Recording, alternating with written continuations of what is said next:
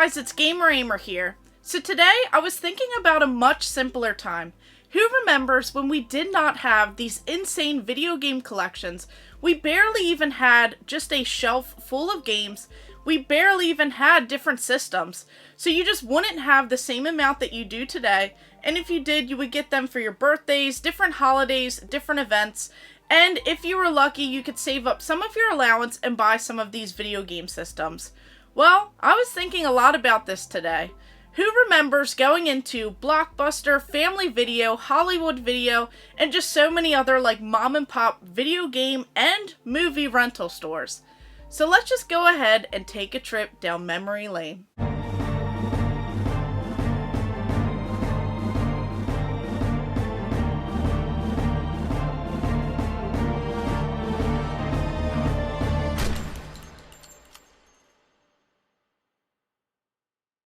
So with video games being up at an all-time high, with just a few starting to come back down, it is an insane time to collect video games, and I was definitely thinking about some of the simpler times. So before we jump into it, make sure you guys hit that subscribe button and hit the bell notification so that you never miss out on any upcoming videos.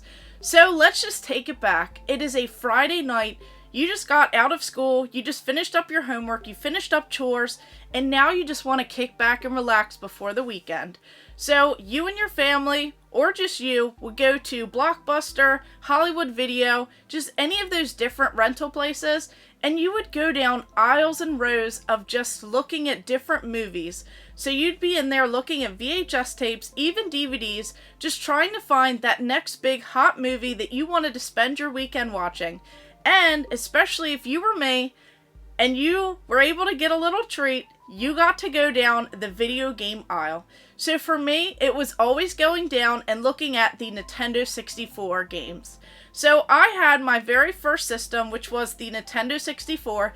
Now, of course, I played on other video game systems, but those were not mine growing up.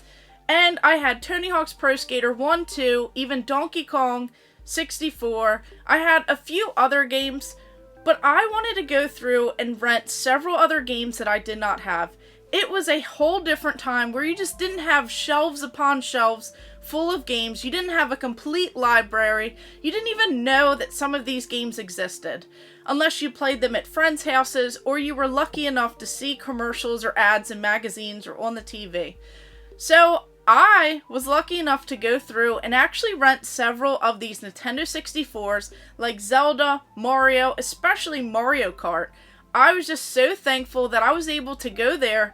Though things were cheap, it was just so inexpensive to rent either the systems, the games. They would even give you this cool little like carrying case that you could have, and I actually have a couple of those rental cases in my collection today. But overall, it was just a fun time going into these places and seeing the extent of the different systems, getting those deals on renting certain games, and if you didn't finish it, you could extend your rental.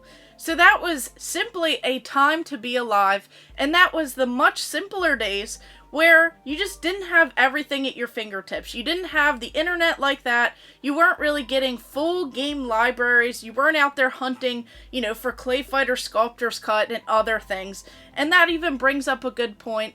Blockbuster did have several exclusive games that you could rent specifically from there, and that was so much fun experiencing some of that. I even have my childhood Blockbuster. I have my copy of Clay Fighter Sculptor's Cut. So that is just so cool to have in my own personal collection, and it really brings back a lot of those memories of renting different systems.